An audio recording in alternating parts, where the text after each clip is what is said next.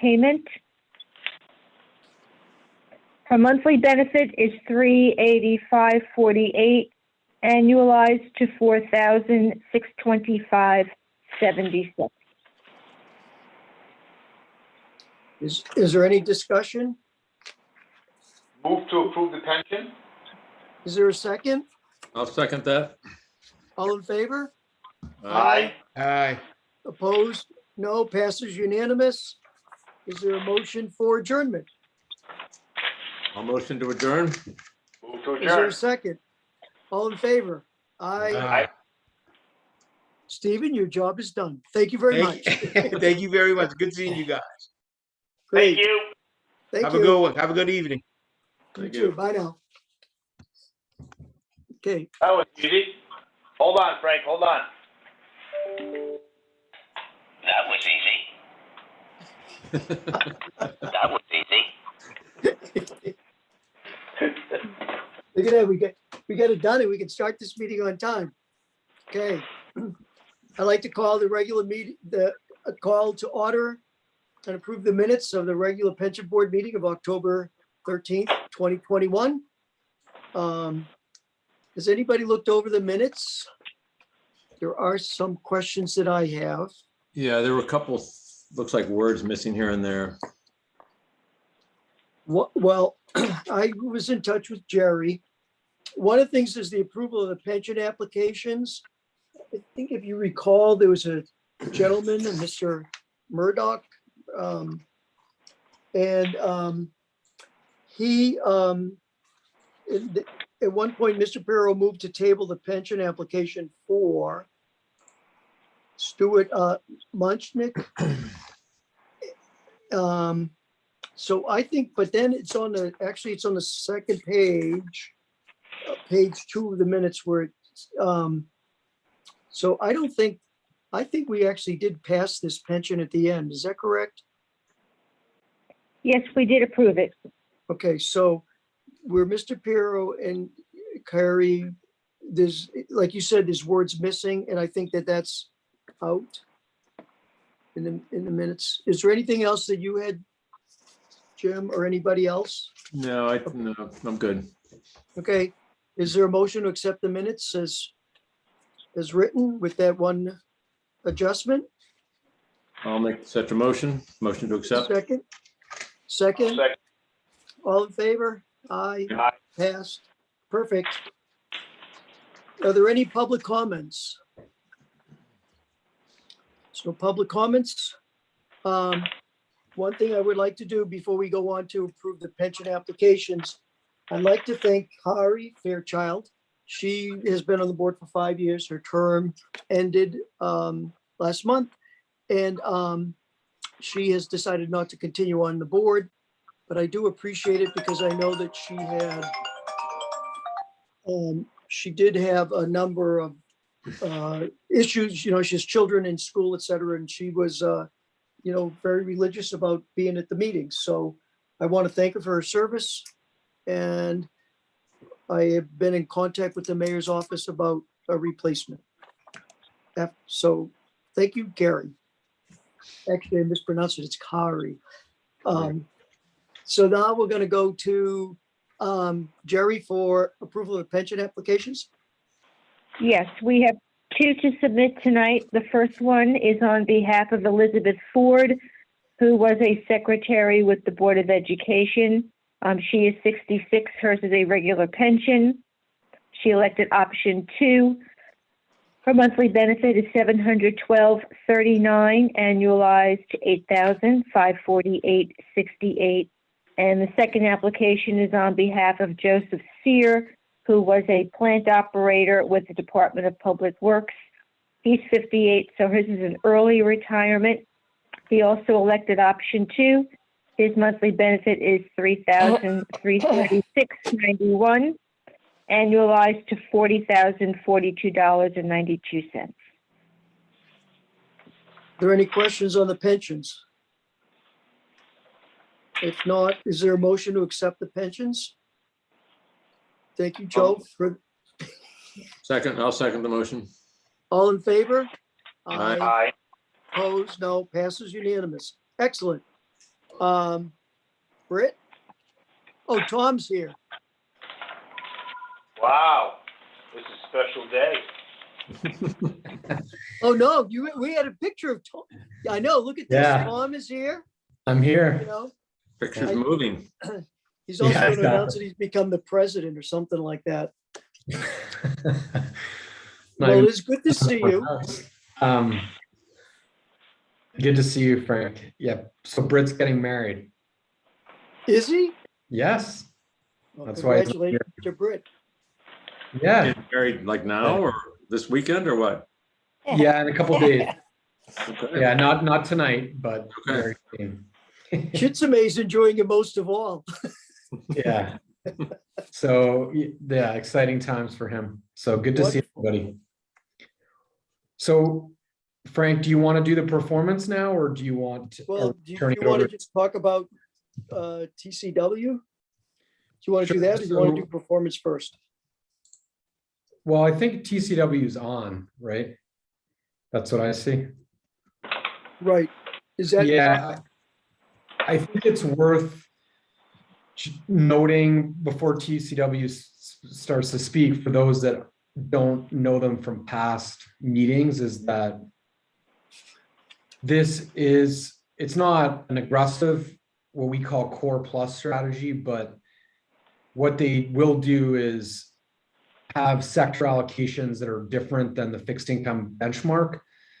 And they may have below investment grade securities. So it is on the margin more aggressive than the Prudential fund that's also in the fixed income allocation. And they're a manager that we have other common clients with. For those who've been around a long time, like Frank or Joe, you know that they were hired after PIMCO. So I'll turn it over to TCW after checking to see if anyone has any questions about what we're about to hear from TCW about. Anything on the strategy, happy to answer that before we turn over to them. Are there any questions? TCW, is that Metropolitan West? Used to be. Yeah, they can talk more about it, but yes, Joe. Okay. Yep. Yep. Go ahead. I say go ahead. Okay, So the floor is ours, correct?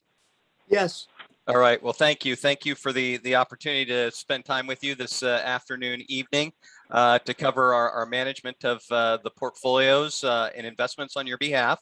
It's managed in a handful of participations in our total return fund, which is the MetWest Total Return Fund that we've managed for some years on your behalf. My name is Pat Moore. Neither of us today are Virginia Montoya. I'm Pat Moore, and Gino Nucci is my colleague, who will speak as it relates to the portfolio performance and positioning.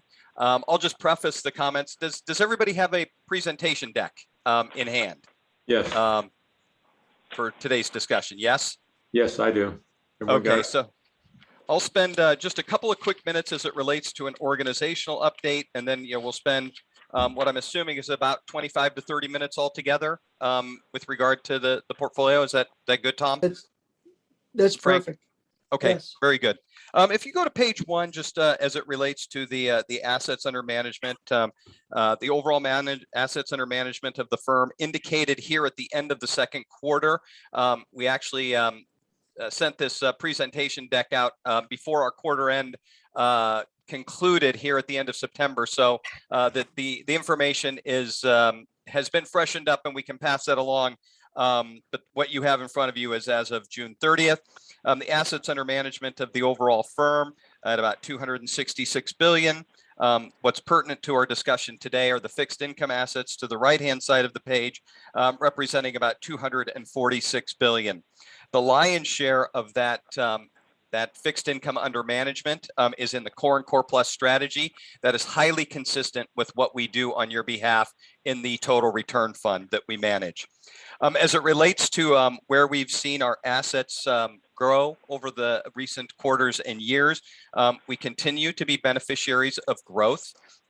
We've seen the firm grow over the last several years with consistent inflows into strategies such as core and core plus, unconstrained, long duration, and securitized products. So we continue to see that. From an overall standpoint, we view our growth as something that benefits our clients in the sense that allows us to continue to invest in the resources of our firm. Oftentimes, you'll see a firm growing, you'll say, that's great for you guys. What does it mean for us? Well, it means that we can continue to invest in what we think are the needs of scaling the business, making sure that we have the resources that can bring value to our client portfolios. From a quarter over quarter standpoint, the assets under management at the end of the third quarter, very much on top of what we saw at the end of the second quarter. So little change on a quarter over quarter basis. A little bit of that owing to headwinds of rising interest rates towards quarter end. And we did see a little bit in the way of outflows, which I'll discuss here as we move to the second page, which is our organizational chart with regard to the team managing your portfolios. Over the years, the team has been very stable in terms of being managed in this generalist and specialist structure. The generalist portfolio managers that you see here indicated on the page are responsible really for the determination of where we are in the economic cycle, the credit cycle, the business cycle, and what that means for the potential implementation of portfolio strategies. They are also responsible for the consistent implementation of our strategies, not only across like mandates, but across the other mandates that we manage as well. For instance, making sure that a high yield issue that might be suitable for core plus or total return is also suitable for a high yield portfolio. The specialist portfolio managers are then responsible for the day-to-day work of really navigating the marketplace, identifying themes and opportunities that we implement in our portfolios across the client base. That's important because in the fixed income marketplace, unlike the equity marketplace, there are hundreds of thousands of issues. So when we implement our strategies, it's very much on a thematic basis. And so the importance of that coordination and oversight that comes from the generalists is very important. This team has been characterized by stability through the years. However, in the third quarter, we did announce a change forthcoming with regard to our generalist portfolio management team. Tad Ravel, our longtime CIO and generalist portfolio manager, is retiring at the end of the year. And he will leave the responsibilities of the CIO function to Steve Kane and Brian Whalen. And the generalist team, aside from Tad, will remain intact. Our view on that is that historically we have managed our portfolios in a team basis, and not as though Tad's departure will not leave a little bit of a hole. But we think that the overall oversight of portfolios will remain consistent and will remain consistent to the implementation between the generalists and the specialist team. So, we recognize that the march of time, pushes us forward, and we're seeing a lot of firms go through things like this right now. But nevertheless, that's something that always, I think, has consultants and clients commenting alike and asking questions. And so, we think that may lead to some comments from Tom or some questions as we move forward. But we're highly confident that the way we've managed portfolios in the past will be consistent with the way we expect to manage in the future, and that the results we've achieved in the past will be consistent as well from a character standpoint and ultimately the value added standpoint. So maybe with that, I'll pause before turning it over to Gino to talk about the actual investments themselves. As it relates to Gino and myself, I've been with the team about 22 years. Gino's been about 17 years with the team. So longstanding members, very familiar with what we're doing in the portfolios. Gino joined this team about 7 years ago, having been a high yield portfolio manager. So when he speaks about the portfolios, it comes from a strong position of knowledge and authority and what goes on in the trade room and the implementation of strategies. Was the CIO retirement expected, and has this been in the planning stage for a while, or how would you characterize it? Well, there was some follow-up news as it relates to that, and I think that ultimately what took place is that we've long prepared our portfolio management teams for succession and redundancy. This is one that the conversation about succession began to accelerate in the early part of this year. It became a little bit, shall we say, contentious between leadership members of the firm, and ultimately resulted in a determination that we were ready to move forward with the succession at year end from the CIO standpoint. And at the end of 2022 from a CEO standpoint. So probably, I think that typically you see, maybe a 6 to 12 month window, for these to take place. But I think overall, we felt comfortable that the team was ready to move forward and take over the reins and manage in a fashion that we've seen in the past. So you'll go from a co-CEO situation to co-CIO to a single CIO in the coming months, I presume? Actually, a reversal of that. So from a single CIO in Tad Ravel to co-CIOs in Brian Whalen and Steve Kane. Yeah, I'm saying beyond that, though, will that resolve down to one individual at some point? Well, I think, we don't necessarily view the CIO as a magical title here, in the sense that the portfolio is overseen from all of the generalists on a one man, one vote type of basis. Really, the CIO role has Tad held that because he was the one that was more responsible for external communication from a publication standpoint, appearances on Bloomberg or CNBC. And so as we move forward, Steve and Brian will really assume the shared responsibility of that going forward. So to put it this way, Brian is considerably younger than Steve. So I would say that there's probably a reasonably good representation that, Brian at some point would assume that on a sole basis. But I would say that's at least some years down the road. Okay, thank you. Thank you. Could you also address the retirement of David Lippman that's upcoming? Yeah. So with regard to the David retirement, he has a contract that expires at the end of 22.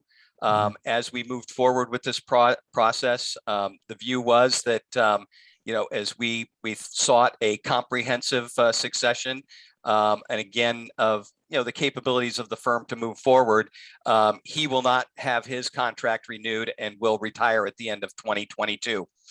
From the standpoint of why one before the other, if that's a question that might come to the lips of anyone, really, I think from an investment standpoint, you do have those redundancies built in. The team has really been built to withstand the hit by the bus test over the years, and so I think that was the change that was probably best ready to occur first. From a CIO or a CEO standpoint, you don't necessarily have those same redundancies built in that role and responsibility. But from the standpoint, as we look forward, we view the firm as in a very good position to attract the interest of not only internal candidates for the CEO role, but external candidates. Earlier this year, we have hired a new chief operating officer after the retirement late last year of our longstanding chief operating officer. We saw very widespread interest from competitor firms, from obviously the LA-based fixed income community is quite large. So interest from representatives at PIMCO and Western and Capital Resources. So I think we view this is a really good opportunity to think about our position that we're in and to grow into the future in ways that take advantage of scaling the firm, take advantage of diversifying the product line, and diversifying our global footprint as well. So I don't view that as something that should really slow us down at all. And I think that if any indication comes from our hires for chief operating officer and chief technology officer, that we'll be in good shape. Perfect. If not, then Gino, would you like to talk about the portfolio? Sure. Thank you, Frank. And this is the other Virginia Montoya talking. Apologies for that.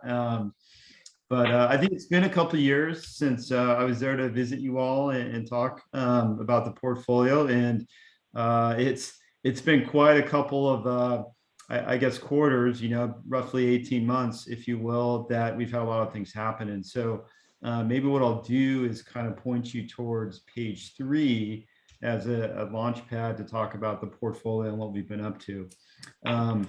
As Tom mentioned earlier, the portfolio is very conservatively positioned today. And I think the overall goal is to be a ballast in your portfolio and to offset some of the volatility that you have elsewhere. That said, I think it's also important to maybe go back a little bit and tell you where we've been and how we've reacted to the volatility that we've had over the last 18 months. And so I would say there's a couple key areas that we've actually transitioned the portfolio. Heading into 2020, we were very defensive as it relates to corporate bonds, first and foremost. We were also, I would say, about market weight to mortgages and about market weight on duration. Of course, as we went through the end of 2019 and in 2020, we felt as though that we were poised to have a bit of a slowdown. We certainly did not predict the COVID pandemic to be the catalyst to that. That said, we were very well prepared to take advantage of that situation. And in early March and through the rest of that quarter, we very aggressively added to corporate bonds. In addition to that, we very aggressively added to mortgage bonds, in particular agency mortgages, so Fannie and Freddie Mae bonds, effectively increasing the portfolio from 30 to about 50% of the portfolio in agency mortgages. And going from a max underweight from our perspective on the corporate side to a slight overweight.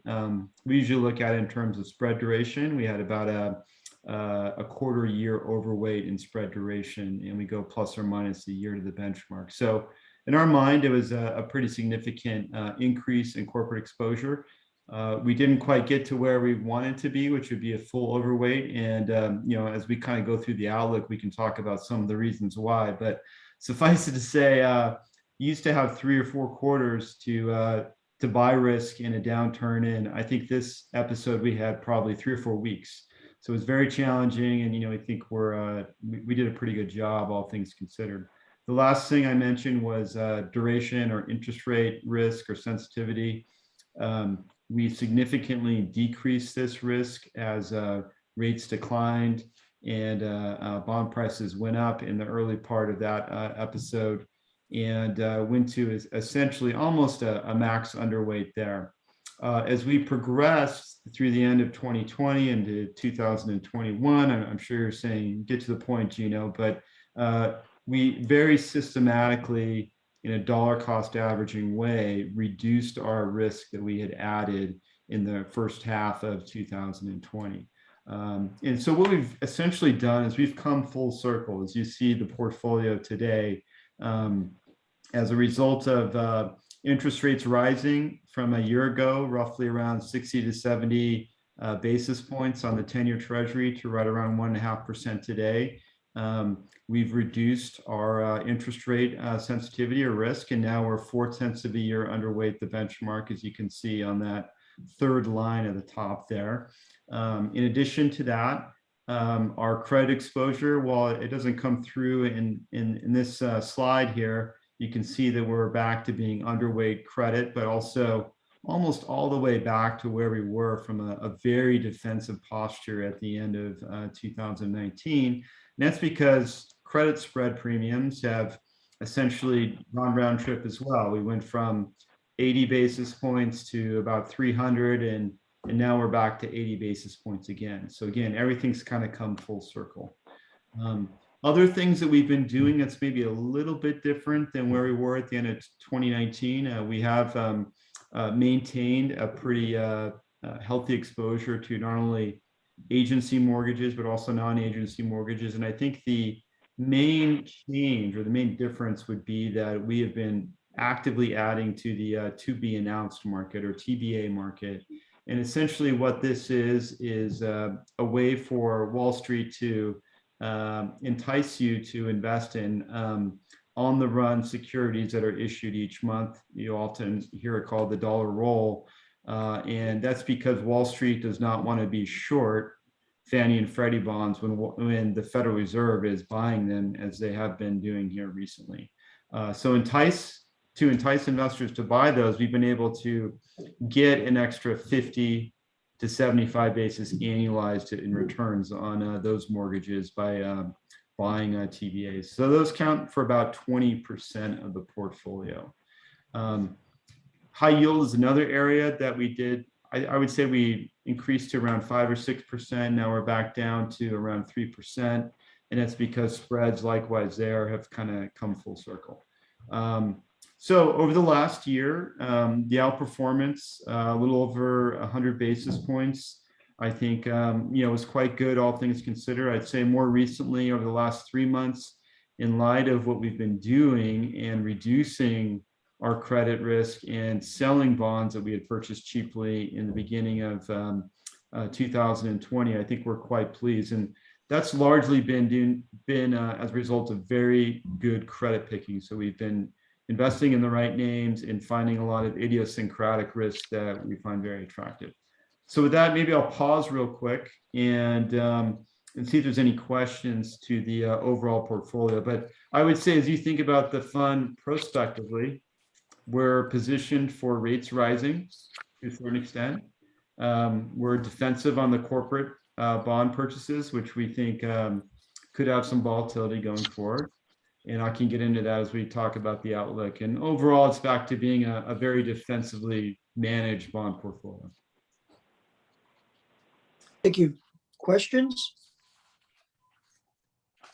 When you talk about, can I ask you like what the average maturity is in the portfolio? Is that how you're becoming more defensive?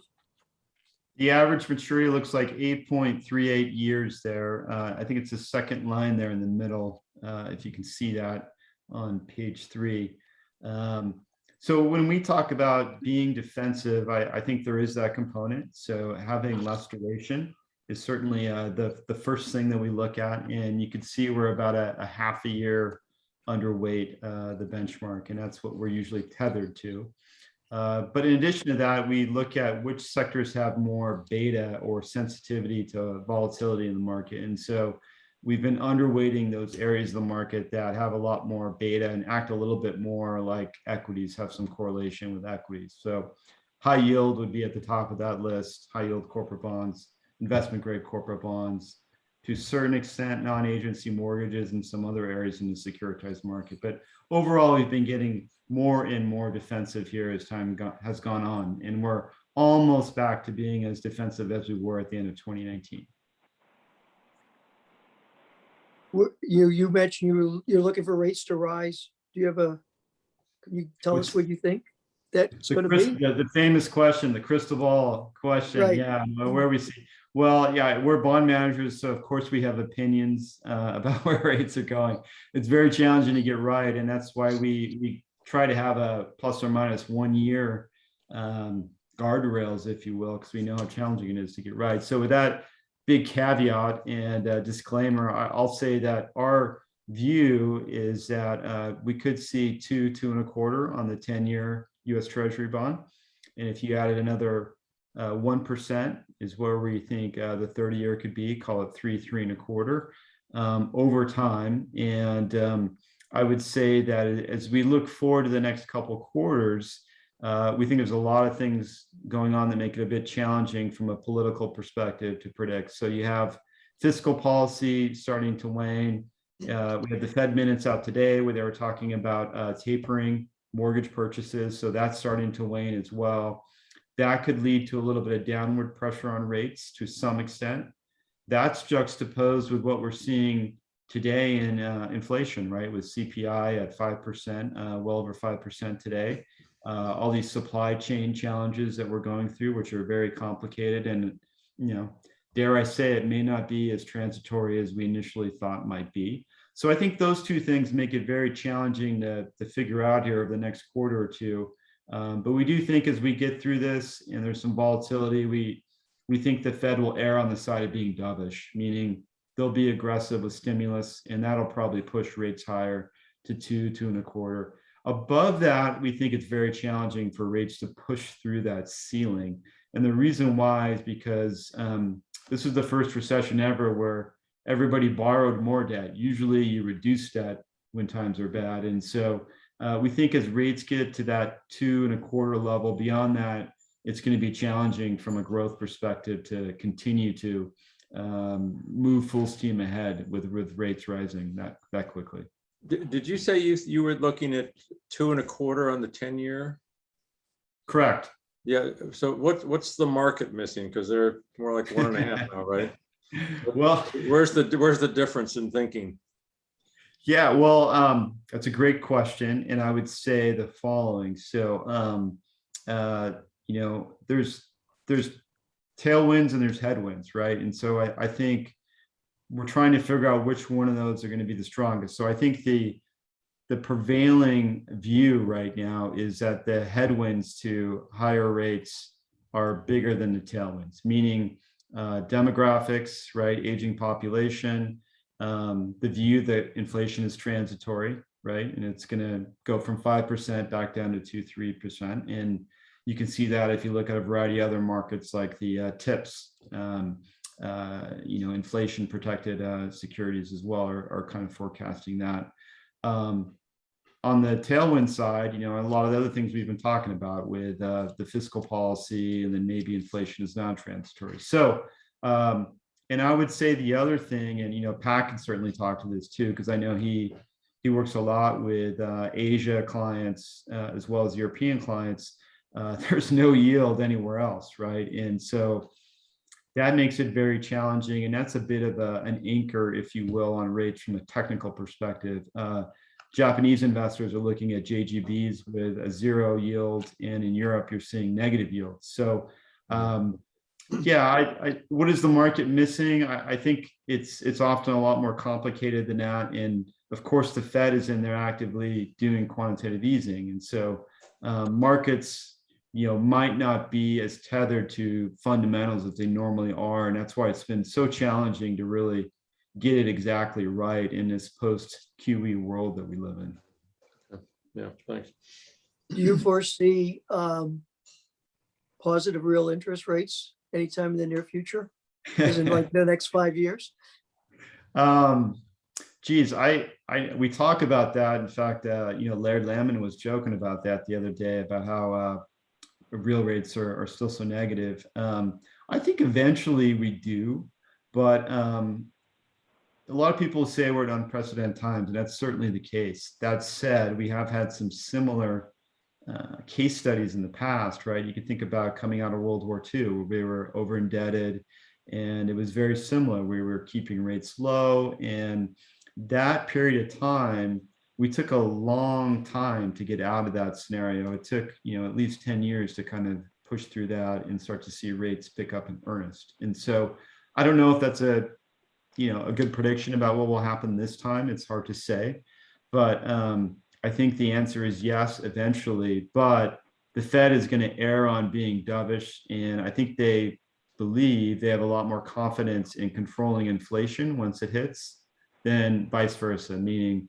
if you get disinflation or outright deflation, they think that's a lot harder of a problem to fix. Now, I don't know, we could debate about whether or not they should be that optimistic in their abilities, but I think that's certainly the view at the Fed when we talk to those folks, even offline when we're talking to them when they're making the rounds in closed door meetings as well. So that's my sense. I don't know if you have anything, Pat, you'd add to that, but eventually one day, right?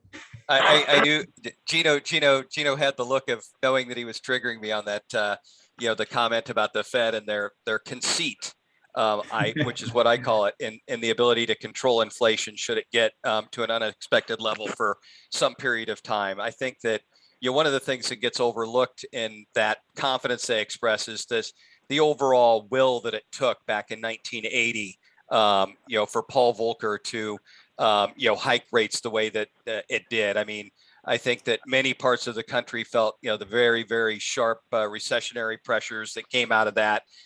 California, where we're at, was largely immune at the time because it was the center of the defense industry, and that was going obviously pretty well in that era. But the Fed's, I think, confidence is maybe misplaced because we've also noted that in maybe the last 10 or 12 years or so that Ben Bernanke suggested that quantitative easing could be easily undone and stopped. And yet here we are, a decade plus into quantitative easing measures. So, just color us a little bit skeptical on those things, and, therefore informs our, probably cynical and, somewhat defensive and pessimistic view on the ability to control policy that way. Thank you. Yeah, I would mention one more thing is just on page 9, there's a good chart on the left. And what that shows is just the slack that we've seen in the job market. And when we sit around the room and talk about, okay, when's inflation really going to hit? I think that's the one thing that's the missing component, if you will, to seeing rates take off, is that the job market is still, I believe, somewhere around 3 to 4% below where we were pre-pandemic. So on the positive side, you can view that as, wow, productivity is really spiked, right? We have less people working and more GDP now than pre-pandemic. The negative of that is that wages haven't really started to rise. Now, there's a bit of a caveat there, of course, because with all the shortages and some of the supply chain challenges we're seeing now, that might change. So I would say if you asked us what are you watching to really see the inflation genie kind of escape out of the bottle, I would say it would be wage growth. Thank you. Any other questions? Tom, you have any questions?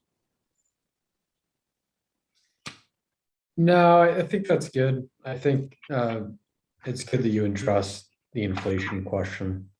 So no, I'm good. Excellent. Thank you. No other questions? Thank you very much, Virginia 1 and Virginia 2, also known as Pat and Gino. So thank you very much. Thank Thanks, you for your Frank. time and your Thanks, continued everyone. sponsorship. Good to see you. Take care. We'll move on to Tom to performance review. Sure. Frank, do you want me to try and share my screen or no? That's what Britt usually does, yes. All right, I'm gonna. I have a hard copy myself. What's that? We have hard copies, but go ahead. Okay.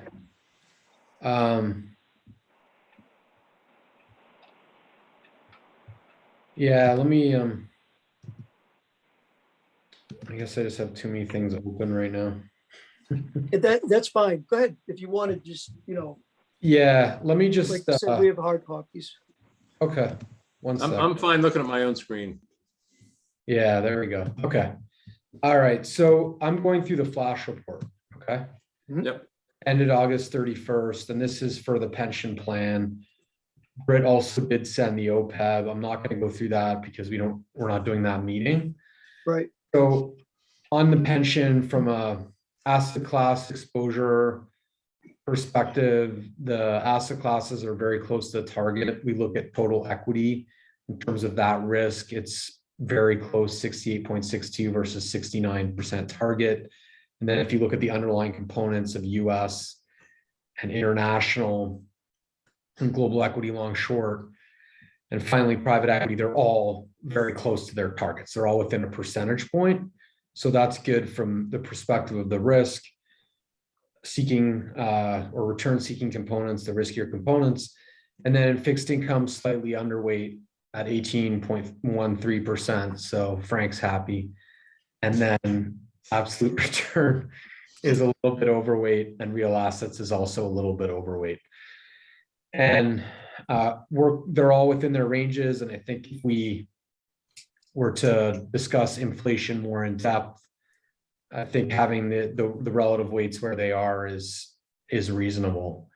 The total assets are 551 million, so they are up from the end of July. So no issues there from an asset allocation perspective. And then on a return perspective, we have that on the subsequent 2 pages, and certainly markets cooled in the third quarter if we include the data through September, but these trailing returns are very strong. So starting at the total portfolio level, so the 1-year return is 20.89%. And then the longer term periods are also very strong for 3 years, 5 years, and 7 years. And all of them are above the discount rate of 6.75%. So the returns have been very strong. And then we have seen cooling very recently in equity markets. The US equities has been the top performer, including the performance of the active managers. So that has been good to see. If you think back to the LSD portfolio and the discussions around that, certainly we've seen a strong value performance and strong performance from LSV above its benchmark in the recent past. And then from an international equity perspective, the performance has been less strong for Artisan than for Silchester, so it has trailed. The longer term track records are strong. And then for EM, BlackRock's trailed its benchmark for the last year. Global equity long short, the ABS portfolio has outperformed the Blackstone portfolio. And if you look long term, these two portfolios together have done very well. So we're still comfortable with that. Private equity has been a very strong overall performer. I know you had Pantheon in, but overall we've seen very strong performance and realizations in private equity. So that's good to see, although that is in wind down. And then fixed income, the returns have been very muted, so barely positive if you look for the past year. The active management has delivered a little bit of excess return. The index is actually marginally negative for the last year. So we are supportive of using active management. I think what Metropolitan West or TCW said is very reasonable if you think about the investment environment we're in with the potential for rising rates. And if you're looking for yield or return, what Gino was saying about how markets have round tripped in a sense, where we went from very tight spreads in 2019 to the blowout of spreads in 2020, but then retracing back to near all-time lows for some part of the market for spreads. So it's not a time where you're going to want a manager in the ballast of your portfolio to be taking a lot of risk given the environment. So we're still comfortable with TCW. The one point I did want to mention, and this has actually been in the press, is that, and TCW said this themselves, they use the word contentious. There's been this falling out between one generation and the next, if you will, in terms of the succession. And we do think they still have all the resources to manage the portfolio. There's definitely some turnover in terms of this changing of the guard that we're watching, but we don't have concerns about their ability to manage this portfolio. So were these retirements all age related, or were some of them something? Yes and no, Jim, where there was a point at which Tad Ravel we knew was going to retire. He was actually one of the founders of MetWest. You may know this from all of your experience in the business, Jim, but they were acquired by TCW in 2009, right? Mm-hmm. After the Gunlack falling out. So Tad Ravel has been in the industry for about 40 years. Yeah. So it was coming at some point, but there definitely was a falling out, and we could say maybe it was accelerated because of that falling out. That said, they do have these other individuals, Brian Whalen and Stephen Kane, they're the new co-CIOs. They are successors that make sense in terms of their tenures, but it is a material change in who the senior leaders are, because David Lippman, who's the CEO and president, is also leaving. And then on top of that, which they mentioned, they discussed this a little bit, the chief compliance officer left, and at the end of last year, they elevated the deputy. The COO, the chief operating officer, retired at the end of last year after 30 years. They mentioned that they were able to find really strong candidates. They hired someone from PIMCO to take over that role. And then this chief technology officer retired in January of 2021. So there's definitely a changing of the guard, and you can look at people's tenures and say, okay, these are generally situations where retirements made sense. We also just want to make sure that the firm then stays stable with everyone below those top line departures, and that there aren't changes to the culture based on any replacements that are brought in. And part of it we'll have to just see with time. Yep, got it. Okay. And then lastly, I didn't want to cover UBS because they did trail over the most recent periods, like the last year. And this is definitely a more defensively positioned portfolio than some of its peers. And you can look at different measures of risk in the portfolio and when they've done well and when not. So for instance, they did extremely well in the first quarter of 2020 on a relative basis. So overall, the portfolio track record's been strong, but not as strong in some of the recent quarters where you had more of that cyclical recovery. They did not do as well. And when we look at how the portfolio generally performs, that's something that we're comfortable with. But I did want to acknowledge it because if you look at that hedge fund benchmark for the recent past, the performance is under the benchmark. And then PIMCO all assets done very well, and that's what we'd expect given some of these more inflation sensitive assets that they have in the portfolio. It's a diversified portfolio, but the intent is long-term inflation hedging. So it's serving its purpose if you look at the performance it is delivering. And overall, as I said, the returns of the total fund are extremely strong, and they're also above the benchmark. So it's good to see these strong results. And I'm happy to take any other questions, and then also I'm going to talk about the cash raising. Any other questions for Tom? No. We'll go on to Chitsame. Could we talk about because there's going to be a proposal for, raising cash. And this is obviously an August number. And since then we took 10 million. We did the 10 million, right? Correct. And how would we stand now for cash? So right now we still have about 10 million in cash. So that is going to get me through the end of December. Okay.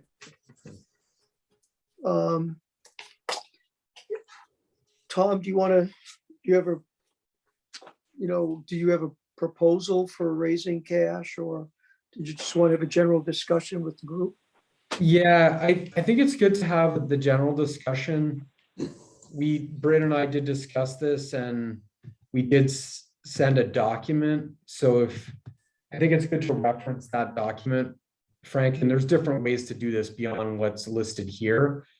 It's the document that says Norwalk cash raise options. Does everyone have that? Yep. I have, yeah. Okay, good. So this is Before you go through that, could we have Sure. maybe Chitsame or Tom, maybe just kind of reset how much cash we typically raise during the year, what we've done historically. We've generally been doing this quarterly, a few million at a time. I mean, I think it's something like that, but can you be a little more precise on that? Yeah, Chitsame, please add to this, but in general, it's been roughly quarterly. Mhm. So, and Joe has been one of the proponents of this, of not doing it every month. So it has not been systematic in terms of saying it always has to be 3 months, but it's been roughly that frequently. And Chitsame, we need what, a few, 3 million a month roughly? It's roughly about 3 million that, we generate of benefit payments each month. Okay. But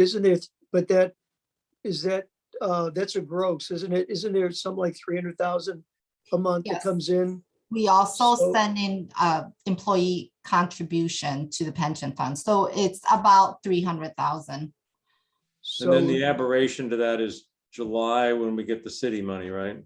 Correct. So we get this fiscal year, 2022, I think we sent about 14 million Right. to the pension fund.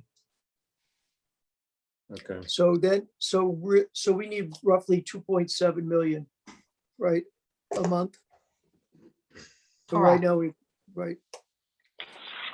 I mean, do we want to do this the other thing is,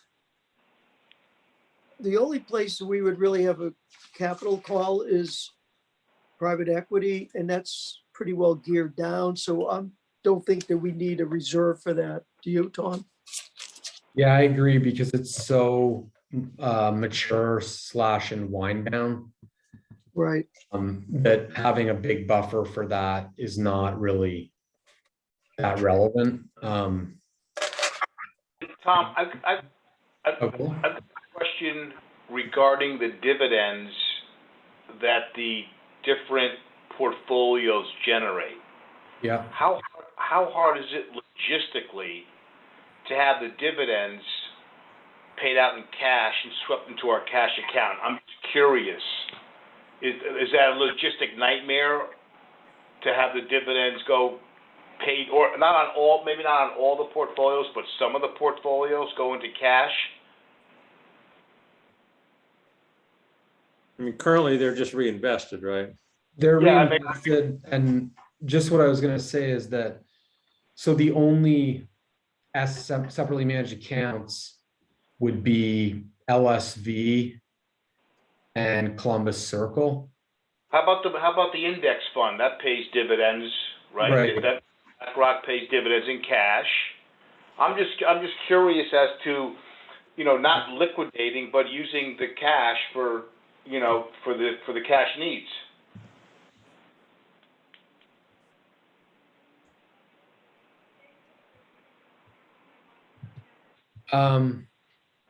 Do we know how much cash that is? It's probably not, It's not going to be enough for everything. no, I But- know that, right. But if there's cash coming into the account, then we're not liquidating certain things. But I get the benefit of liquidating because we can rebalance, right?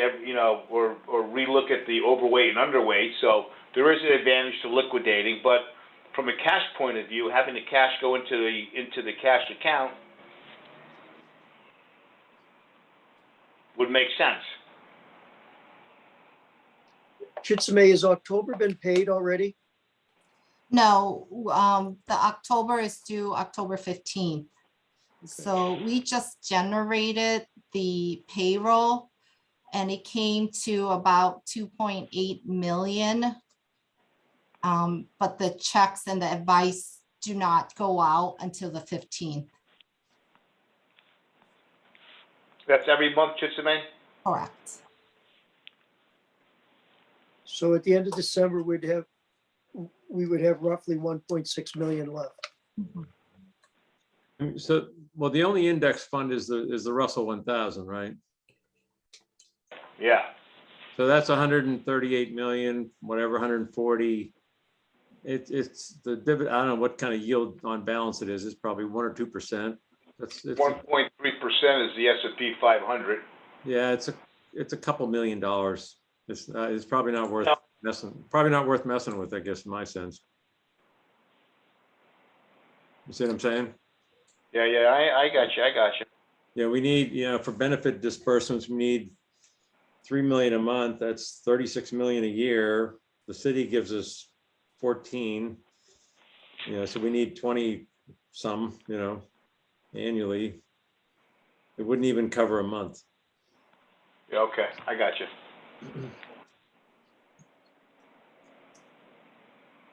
So, these different options here, I don't know, it's, I'm fine giving the staff authority to do something. I get, it's just a matter of how often we kind of reload the numbers for them and how much cash we keep on hand. Because right now we got what do you say, 10 now, Chitsame? Correct. Yeah, so we're good through for the rest of the quarter, I presume. Yeah. Till December. I mean, do we want to do something where we just have it come up every 2 or 3 months and then we vote on where we move the money out of? I mean, if we all take it out of index, eventually we're going to be underweight in US stocks, which has been the best performing group of the whole pension. So far. Well, for Nothing like, lasts forever. right, but at least for the last 8 years, that's what we got, or 7 years we got here. So our target is what percentage? 675. You mean performance? No, in cash. Our target's 1%, which would be roughly 5 to 6 million. So I guess part of this is the discipline, our discipline in keeping the target established, right? How often do we drift below it? Because like in August, we were down what, a little over 1, right? When's the city contribution? What month? I'm sorry? When is the city contribution? What month is that typically? July. July. July. So that's okay. why in August, we had plenty of money, actually. We went down because we knew the city was going to give us the 14 million. I mean, if we come up with a game plan that we do it quarterly, so like in December, at our December meeting, we set up for the first quarter, how much cash we need for the first quarter. We raise it in December for the first quarter. We do the same thing in March for the next quarter, and we systematically do it on those months, December, March, June, and September. We could do that. One of the things, then we are, I mean, I don't think it's enough to worry about, but we do have funds not invested. Well, it's better to do it quarterly than semi-annually. That we'll have less money idle if we do it quarterly, but we do it every quarter. So a December meeting on the agenda. Okay, what do we need for the first quarter? And we raise That's the fine money. with me. Or do you want to? I mean, we could do it every. I mean, one of the realities is that there's been a number of retirements. They had the 54 retirements that changed, things quite a bit. And so we could do it. Probably, I think it's reasonable to do it every 3 months. We could do it either every 2 months or every 3 months. It might be simpler to do it every 3 months. I think if we come up with if we put a game plan and put it on the agenda for those 4 months of the year, then we do it for the quarter. Well, it's probably only 3 months because we get the city's money in July. So maybe in December, March, and September, we make sure we load up Chitsame with about $10 or $12 million to get her for the coming 3 months, and then in the third quarter we have the city's money.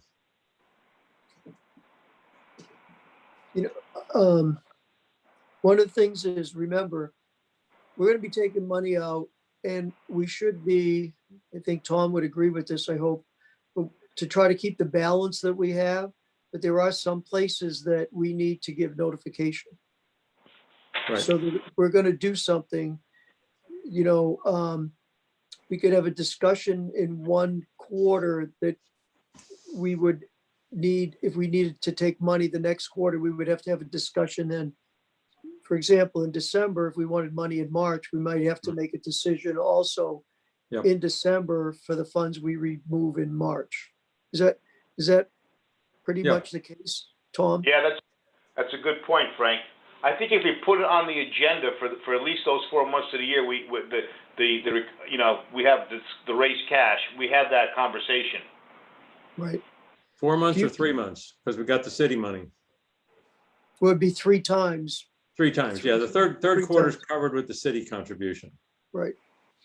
Chitsume, how do you feel do you feel comfortable with, what is a cash level that you feel comfortable with, certainly between meetings or beyond that? Every 3 months is fine. I think I'm pretty comfortable with that. I mean, I don't foresee where we come into a situation. I mean, I think in the prior year we had COVID, so we weren't sure we were going to meet or not meet. But I think going forward, every quarter, just to have enough cash. Yeah. Chisme, do you think you need, I mean, we're using like 3 a month. Do you think you need 10, 11, 12? What gives you comfort that we won't have a short-term problem? Each benefit payments is pretty much consistent from month to month. I mean, we don't see any unusual, a lot of retirements all at once, except for that October 2020. So is 10, is we loaded you up with 10 million at the 10 beginning of the each. quarter? Correct. That works, okay. And it's not like we don't have meetings if we have to have some, do Right. something different. I mean, it's actually, right now, it's really like closer to 8.5 than 10, right? Right, Yeah. it's 2.8. 7.7 times 3. Right. So, Yeah. So it's 8.5 really that we need, not 10. The other thing is, Chitsume, because do we get I don't have the quarterly in front of me, but are we getting much money at all from Pantheon? Yeah, we just got a distribution, I believe, in September, around $900,000. Right. Yeah, so that's, there's not that so much there, but that is also something we have to not necessarily have a number that is written in stone, but really Chitsume can advise us if that's okay with you. Like, for example, if you get a 900,000 and it's 8.5, then we don't need we don't need every quarter to probably draw down as much money. Yeah, so in Depending December, we'll have a conversation. We'll see what the number is at that time, Frank, and we'll go from there. Because you're right, we might only need 8 or 7.5. Right. And then we'll for the upcoming quarter, and then we'll deal with it in March for the next quarter. I think the other thing is, I don't know whether this would be legal and we could talk to the council, the city attorney, but I would think that there could be a situation where if there's an emergency that we could authorize Chitsume to withdraw funds. We could even have an emergency meeting, but I don't think that would be necessary. I think we've never really gotten into a situation of a crisis, I don't think, as long as I can remember. I think you'll have trouble defining an emergency. So I think the emergency would be that Chitsume needs money. That's how I would define it. It's pretty easy, actually. We can always go to the bank of Jim if we have to. Yeah. So we could, I mean, that's another. Although I shouldn't say this, but my wife seems like she always needs money, so we're always living in an emergency. But but the other thing we should do though is in November, at least review somewhat where funds are available, where people might want to take them from. Because again, I think, like, for example, we just took money from, whatchamacallit, All asset all And the in- assets. and the And index that, fund. didn't we need 90 days for that? No, not the all asset. Oh, not the all assets, but, no, we voted on, yeah, Blackstone, right? Didn't we Blackstone, need, yeah. we had to give 90 days? Is that correct, Tom? Tom's just filling in. We need 90 days The for, exact timing for Blackstone? yeah. Do you know, is that like quarterly or something? It is. I can pull it up. Okay. And maybe if you ask Britt when he comes back from his honeymoon, that if he's gonna be here in November, that, just if we knew what funds we need to, whether we can withdraw on a daily basis or whether we have to give a report quarterly or something like that. The liquidity in the different buckets. What's the liquidity in the different buckets? I think it's only the hedge funds that require the time. The fixed income funds, I believe, are liquid. Yeah, I don't know whether. Yeah, no, I can give it to you now. I mean, we can do a bucketing for November, but just to run it down, Sure. like BlackRock's daily liquid for the US equity, LSV is daily liquid, Columbus Circle daily, Yeah. Artisan is daily, Silchester is monthly, Okay. BlackRock is monthly. ABS Global is quarterly with 45 days written notice. Blackstone Park Avenue is quarterly with 95 days written notice. Prudential and MetWest are daily. PIMCO All Asset is daily.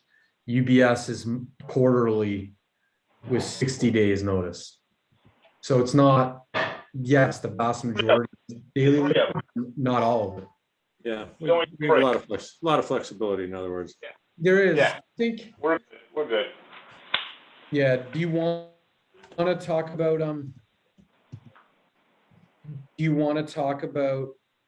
different longer term options or forget it for right now? Different what options? Sorry? Just ways to raise cash, just as a strategically, like ways to approach it.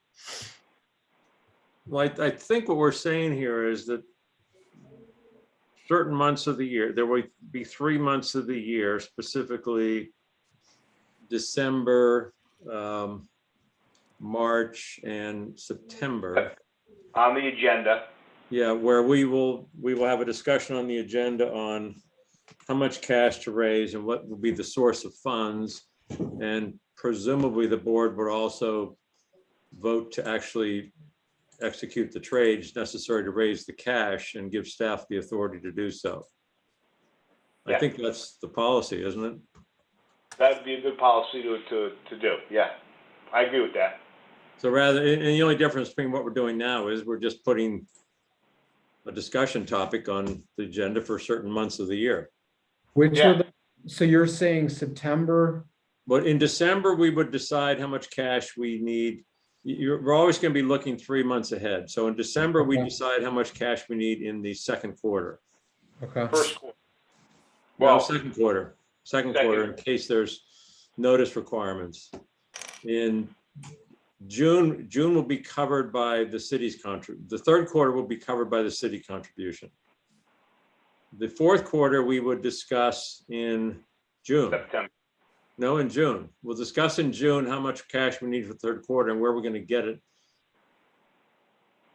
The one thing is that, I'm sorry, I'm getting my quarters mixed up. right, I don't mean to interrupt you, but I think one thing is that Chitsame might confirm this, but sometimes the funds from the city, they can vary when they go in. Isn't that pretty? I mean, I think there've been years in the past where they didn't come in until August or September. So we wouldn't want to have a situation where, they get, the city's contribution is delayed, and as a result of the delay of the contribution, we have a problem. So we should we should also make a contribution from the June meeting. Have a So we- discussion at least in June on the agenda, and then Chitsame could tell us whether or not, what the timing is on the city. But if we have to raise money, we'll raise money as well. More likely Right. than not, we're not gonna have to because we're gonna get the city contribution, but you're right, Frank. It'd be good to have a discussion anyways. Right.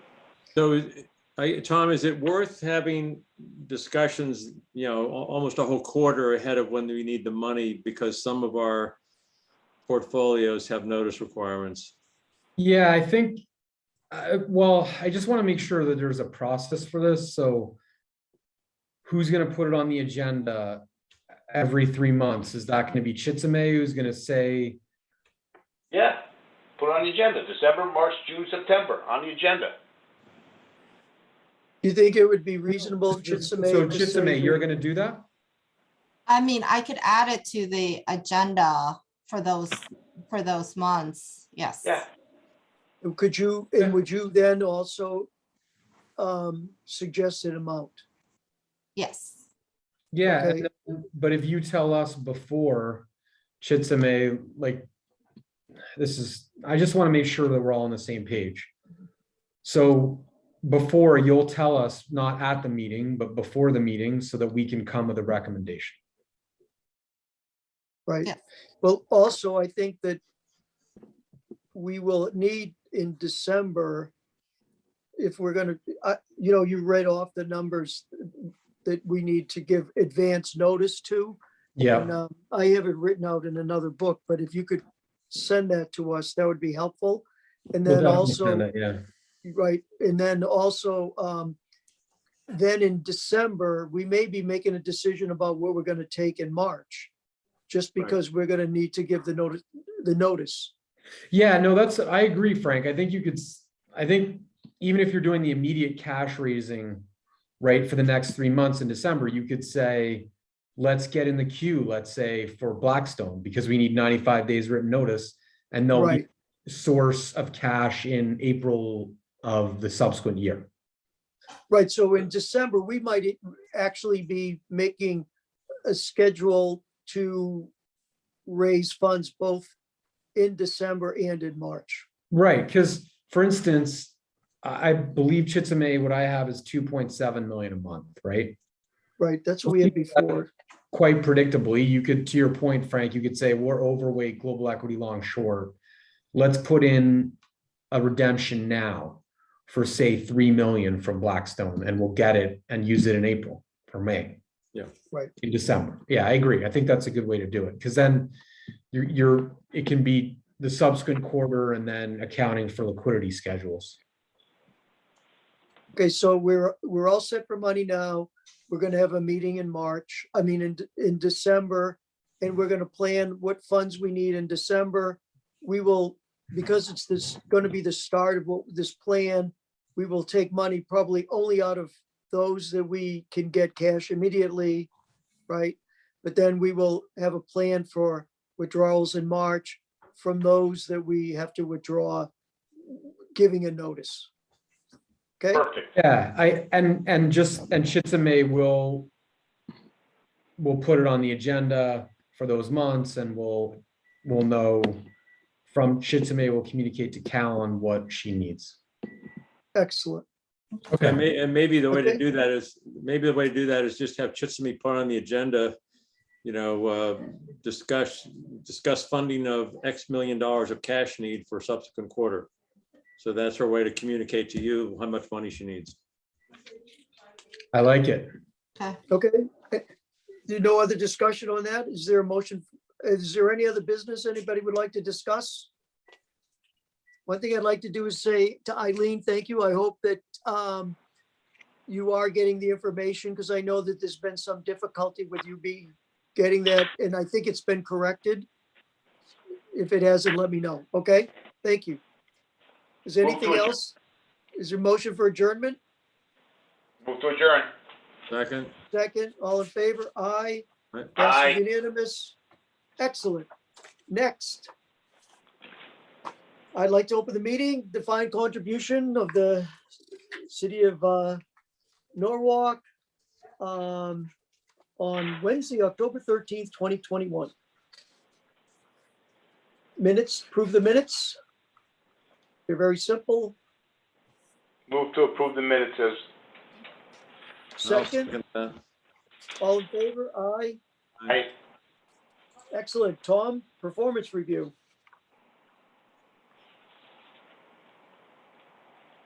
Okay, so I'm gonna go through select pages of this performance report, okay? Yeah, that's fine. Okay, City of Norwalk DC plans. 2Q21 performance report, certainly wouldn't want to subject everyone to 100 pages. Yeah, Yeah, a question on Yeah, page yeah. 86. Yeah, exactly. Yeah, I have the same page, 86, why is it blank? Yeah, okay, so for the 401A, I just want to cover the assets quickly. So 401A, this is as of June 30th. I'm on the page number 9 in the PDF. Yep. And you can see City of Norwalk 401A plan. The assets are almost $10 million, 9.9 million. They did grow almost $1 million in that quarter, really almost on the dot in terms of both positive investment returns and net new investments. So this plan, almost all the assets are in the target date funds, the American funds. So 91+% are in various vintages, as we call them, of the target date funds from 2010 to 2060. The remainder in these passive funds, so BlackRock's suite of equity funds, and then the Fidelity Bond Fund, and then only a little bit in active equity, a little over 2%. And fixed income and stable value are both under 1%. So the American funds are the dominant fund. And if we go on a little bit, you can see that this has been the case. I'm looking at page 12 just to show over time. This has been the case since we went to this new lineup where the assets have really been 90% plus in the target date funds from participant allocations, and that's the qualified default investment alternative, or QDIA. And then if we go to page 14, that shows the same concept of the asset distribution, but it's for the 457B. And as of the end of June, that was $46.2 million, and also up from the prior quarter. Similar to the 401A, was 43.7 million, and that's been driven by positive investment returns as well as the net new investments. It's a much more mature plan. They're not as large, and you can see that money actually came out of the target date funds in particular, but overall positive net new investment. And the target date funds are 70+% of the assets there. Then the remainder is split between passive and active equity funds, about 10% each, and a very small amount in fixed income, 2%, and then stable value at 6%. From a performance perspective, the performance overall is solid. If we go to page 19, I'll talk about the target date funds. The target date funds, if you look at the long-term track record, they're generally strong. If you look at the vintages that are for people farther from retirement, so like the 2060, 2055, those funds have done better than the funds that are closer to retirement. And that's been more a recent phenomenon where you've seen the weaker performance from the vintages that are closer to retirement, and the detractor there, one of them that was significant from the near retirement vintages, was the allocation to dividend paying stocks. So those lag the lower yielding or non-paying stocks, and that was the biggest detractor from relative performance. So what they call their growth and income and equity income funds, they lagged their benchmarks. And security selection was also weaker in domestic equities. So the near-term performance is not as strong. You can see that in the results on that page. Well, they've got a bigger fixed income component too, right? Don't they, Right. the short-term funds have fixed income mix? Oh, definitely. Yeah, and we can go into the glide path if you like, but what I meant, Jim, was the relative performance. So if you look at their performance relative to their own index, they lag the index. Oh, I see. Yeah. Yeah. So that's what I was highlighting, but the longer term track record is a little bit better, but it's been impacted by that recent weaker performance. But then it's not the glide path, it's underlying allocation. So they don't have those same allocations in the funds that are further from retirement. So not having as much in dividend payers, that kind of thing, that means the performance on a relative basis was stronger for those vintages. Overall, the performance has been strong across all vintages together. We're still comfortable with those target date funds. If you go to the next page, I'm looking at page 20. This has the passive funds at the top and then the active equity funds. If you look at the passive funds in general, even though these are active peer groups, their performance is quite strong. So if you look at the BlackRock S&P 500, it's what data typically shows us where the passive funds are above median in an active peer group. It's a very efficient part of the market, hard for active managers to beat the benchmark. The Norwalk plan doesn't even have an active core option for that reason. If you look at the Russell 2500 index, that's small and mid cap stocks, that index is generally in the second quartile for performance relative to active peers. And then the BlackRock ACWI US fund, that's all non-US equity developed and emerging. It's second or third quartile performer. The one that out is the bond index. So it's typically an area where active managers tend to more consistently beat the benchmark. And you can see that the index funds, like this Fidelity fund, are generally in the third or fourth quartile. It's really in the risk off areas like we saw in the first quarter last year that these index funds do better than active peers, but over the long term, the active peers tend to do better. And the plan does have an active fixed income option as well. And the performance for that is stronger. For active equity, the performance of JP Morgan in general has been strong. One that has had disappointing performance recently is MFS, that large cap growth fund. And if you look at their holdings and what has been the sector allocations of their fund relative to the index, they've had allocations to sectors that have not done as well. So think of being underweight areas like technology and overweight areas like financials. It's more of a conservative growth fund. And so in this recent period, it has not done as well. So areas like financials and consumer staples being overweight versus being underweight areas like information technology. So the relative performance there we can understand. That might reverse this quarter, by the way. Yeah, exactly. So, right. So yeah, it hasn't been necessarily benefiting from tailwinds, but we can understand where they're allocated from a valuation perspective. And then the GW&K fund has been performing well. MFS International Diversification lagged its benchmark a little bit for the quarter and then a little bit more for the year, but the long-term track record is strong. And this is a fund of funds, so it gives the participant broad exposure to non-US equity, and we think it's a good core international option. And then finally, we just had MetWest Total Return Fund. That was just who just presented. And they talked about their positioning and their performance, and we covered that. I did also want to cover Invesco Stable Value. That's a reasonably popular option, about 6% of the assets for the 457B, and it's done very well. It's a above median performance across the board.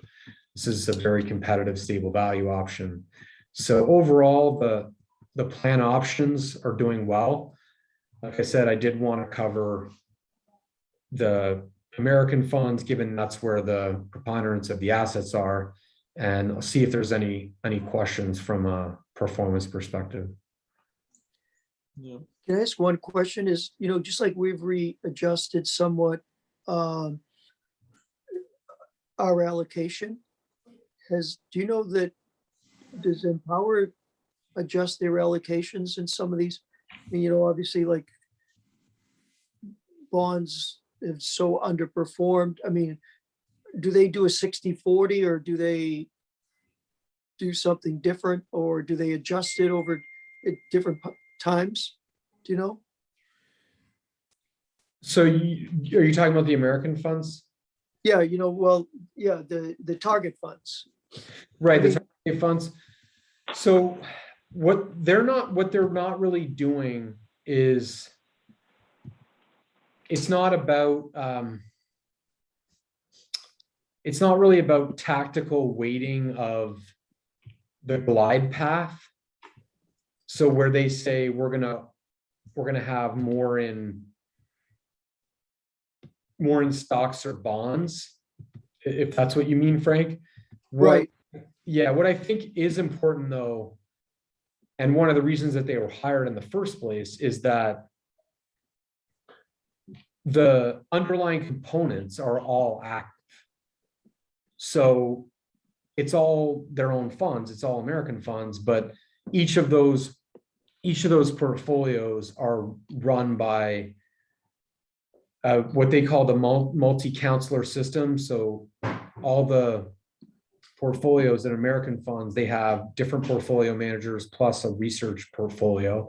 So there's a lot of different managers for each fund. They can all have allocations to cash if they don't see value. They can change their sector allocations, their stock or bond allocations. There is oversight of each of these funds. There is someone overseeing each of these funds. But my point is that there is the ability to do a lot of dynamic allocation within the underlying components. And like I was talking about with the dividend payers, they're looking to own more of those types of funds in the vintages that are closer to retirement. Whereas they're going to have, in vintages further from retirement, they're going to have less of a defensive positioning within equity in terms of the types of funds that they own.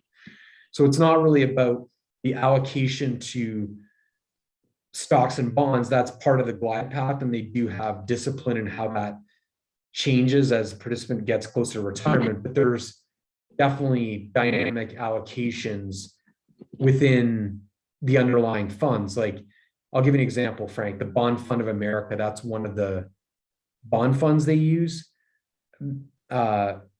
Managers right now have this is as the most recent quarter, they have a short duration posture.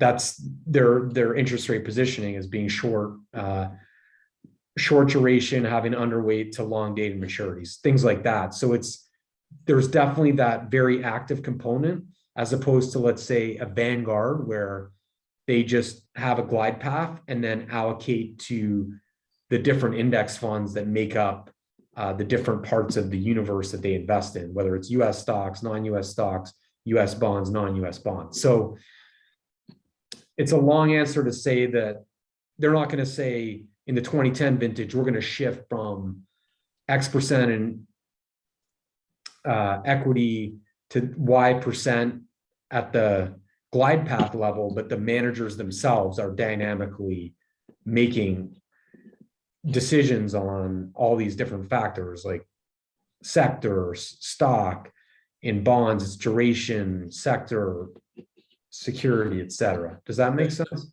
Tom, correct me if I'm wrong, maybe this is what Frank's No, getting at. There's not, they don't, a given portfolio manager is not shifting his mix between asset classes. That's done at the top of the house level by allocating a participant's money to different funds underneath, correct? You see what I'm saying? Yeah, I do, but that's not, I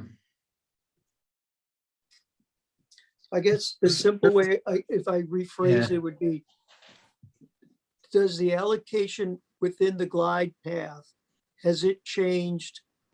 Like, say somebody was gonna retire in 20 years and maybe they were 60-40, but just Mhm. like we've changed ours, do they adjust that to say, well, instead of being 60-40, we're gonna be 65-35 and work from that point?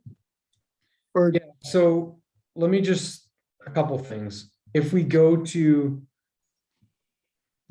what's the right page?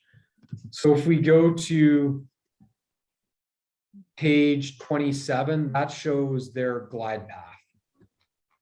So it's showing you 40 years from retirement through 20 years after retirement, Mhm. how much they have in equity, right? So as someone's who starts out in a fund 40 years from retirement, so that'd be a 2060 fund, right? Today they'd have 90+% in equity. But then once they get to retirement, that's down to about 50%. And then 20 years after that, it's down to about 30%. So that's the glide path in terms of the allocation to the different types of funds.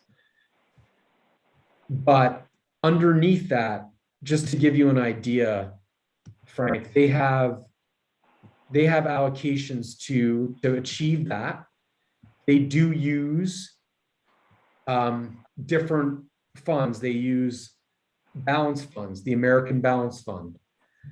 They use the Income Fund of America, which is stocks and bonds as well. They have large cap funds for US equity. They have global funds. It's not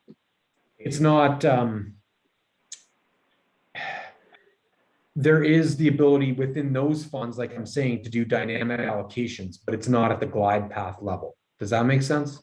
Yeah, no, that makes sense. Yeah. So, and that was, like I said, that was part of the appeal when they were selected, was all of these underlying components are active. How many funds are in a typical target date? Do you mean for them or just in general? Well, if you got, somebody's got a target, they're in the 2040 target date fund. How many underlying funds is that fund invested in? They're basically investing in a fixed income, an equity, multiple equity funds. How many funds are there in each target date group? You see what I'm saying? Yes. 8 or 10? Yeah, it's definitely over. It depends on the vintage, but it's definitely over 10. Okay. Yeah. Yep. So So all the stuff about moving, as someone ages, basically the underlying, all they're doing is tinkering with the underlying mix of those individual funds. Right? could you repeat the last part there, Jim? As if somebody's in a 2040 fund, right? They're all that's happening at the macro level with the family of funds is they're just shifting the mix of the underlying funds inside that target date. Right. I'm not making sense to you. Getting No. less by allocating more towards more conservative investments, Yeah, i.e. right. bonds. Yeah. So They just shift the mix toward fixed income as people, as they. Or dividend stocks. yeah. So do you have the book open, Jim? Yeah. Yeah. Yeah. If you go to page 27. Yeah, I'm there. Yep. Yeah, that gives you a good flavor. Yeah, of it. So 20 years from retirement, that's the equivalent of the 2040 fund, right? You can see that there's still a lot of equity at that point. But it has come down a little bit, and then it really started. yeah, it really starts to move down as they get to 10 years from retirement, and then at I retirement. totally get all that. I'm just saying mechanically, how are they, they're doing that by adjusting the mix of the individual funds inside that target group class. Yeah, that's right. That's all I'm saying. Yes, right. To achieve the, you Yep. mean to achieve the incremental steps in the glide path. Yeah. That's correct. Yes. Yep. Any other discussion or any other questions? No. So is there a motion to wish, Quick Brett, question. Quick question. Are we going to get at some point an update from Empower on their view, or does that come from HR, participants and issues, that kind of thing? Or is that more HR's issue than ours? some of that Jerry, I think gets, Yeah, I think so. A couple things.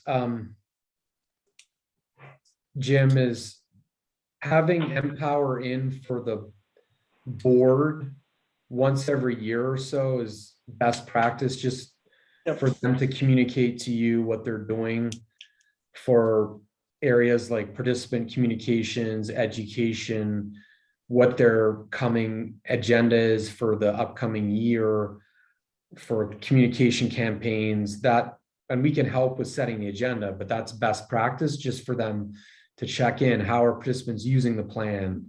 Yeah. All those plan administration tasks that they carry out. When did we have them in last? Anybody know? I know we should.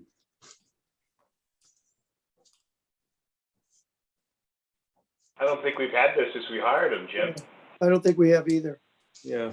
All right. Well, it's something to talk to HR about. Yeah. That's not One of bad. the things, I don't need a big dog and pony show. I just want to know if there's issues and what are the trends and that sort of thing. Tom, do you have a suggestion for the November meeting for somebody to come in? Yeah, I think it doesn't have to be November. My understanding was that Columbus Circle was going to come in November from Britt. Okay, Yeah, I'm in no hurry to hear from Empower. I just want to make sure we have them come in. I think the other one that not in November, it's not for the pension, but you should also have Capital Group in to talk about the American funds. Yeah. Because there's usually, investment for the plan, for those two plans. usually December, we don't have anybody come in, Right, I know. I'm not saying it has to be December, but just, right? Sometime after that. yeah. Yeah. Well, one other thing, is there a motion to wish Brett a wonderful wedding day, him and his wife? I'll make that motion. Yeah. Is that second? All in favor? Aye. Aye. Passes unanimous. Good luck to him. And now is there one last motion for adjournment? Move to adjourn, Frank. Second Is that. there a second? All in favor? Aye. Aye. Passes unanimous. All Thank right. you, everyone, very much. We'll Good see seeing you you, in Tom. November. Take care. Thank you, Frank. Tom. Everybody. All right. Have a good night. Good night, Mate. Good night, everyone. Good night, good night.